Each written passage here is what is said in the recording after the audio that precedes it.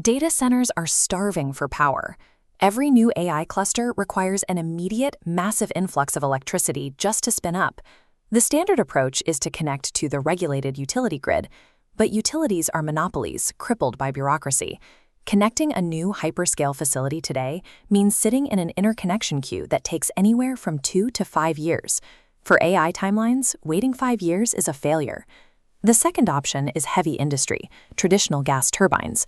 A global surge in power demand has created massive manufacturing backlogs across the sector.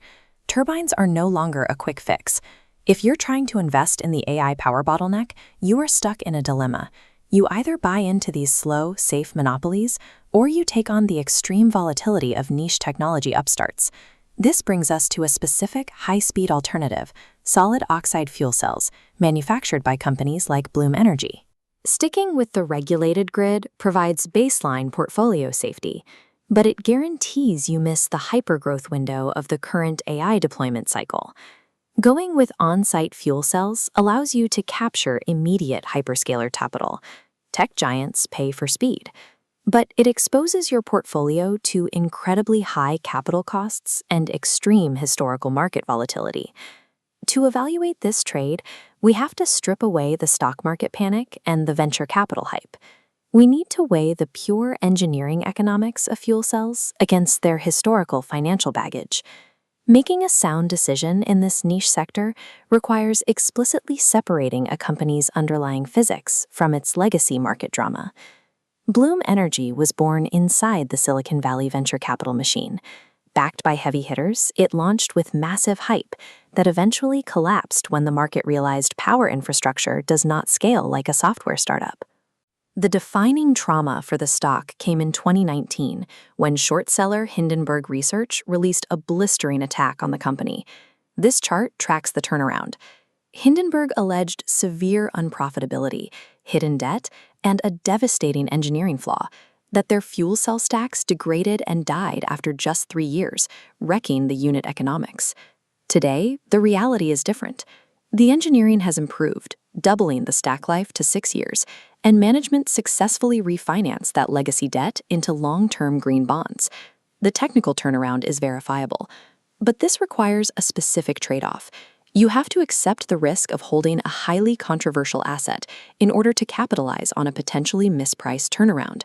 The engineering improvements are real, but owning this requires the discipline to endure ongoing financial noise. The hardware itself is a modular, skid-mounted solid oxide fuel cell. For hyperscalers building AI clusters, only one metric truly matters right now: time to power. Because these modules are pre-assembled, they bypass the years-long utility queue entirely. Recent data center deals prove these units can be deployed and generating power in exactly 55 days. The second major advantage is electrical. Traditional grid power runs on alternating current, which requires multiple loss-heavy conversion steps before it can enter a server. A fuel cell naturally outputs 800-volt direct current, injecting power directly into the server rack.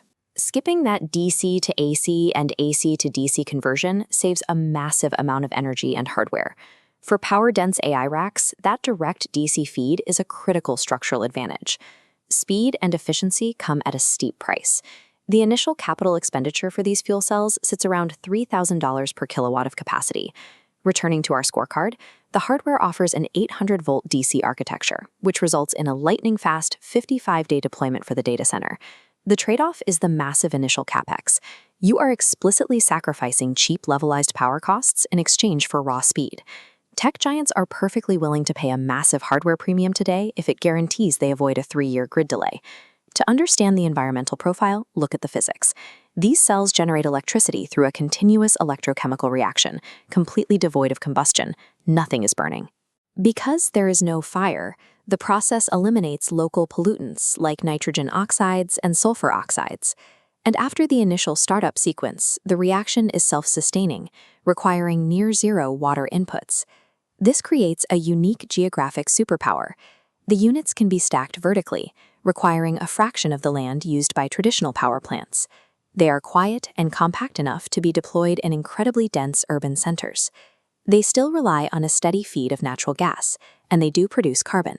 However, the exhaust is 95% pure CO2, which actually makes commercial carbon capture economically viable compared to the dirty exhaust of a standard turbine.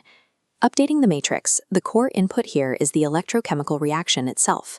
This yields a dense, waterless footprint that easily navigates local zoning restrictions and NIMBY loss. The trade-off is its reliance on fossil fuels and a slow cold start time. Unlike a battery that flips on instantly, a solid oxide fuel cell takes up to an hour to reach operating temperature. Despite the fossil fuel input, their unique physical properties make them the only viable triage tool for scaling power in dense, water-constrained tech hubs. Ultimately, niche solid oxide fuel cells are not going to replace the global electrical grid. They are a premium, high-capex triage tool designed for hyperscalers where lost time equals billions of dollars in lost compute. This chart shows the spectrum of risk versus timeline. To decide if this asset belongs in your portfolio, we have to map the technology against 3 distinct investor profiles. First is the AI picks and shovels investor. If you have high risk tolerance and a short timeline, this is a buy. The 55-day deployment of 800-volt DC power perfectly captures the current desperation of hyperscalers. Next is the value or turnaround investor. You should only buy in if you possess the discipline to hold through the lingering noise of legacy debt, waiting patiently for the manufacturer to achieve long-term scale. Finally, the risk-averse income investor. You should avoid this entirely. Stick to dividend-paying regulated utilities that benefit from the baseline surge in demand without the hardware risks. Successfully investing in the AI power bottleneck means choosing your pain. You either endure the agonizing bureaucracy of the grid, or you stomach the extreme volatility of rapid deployment hardware.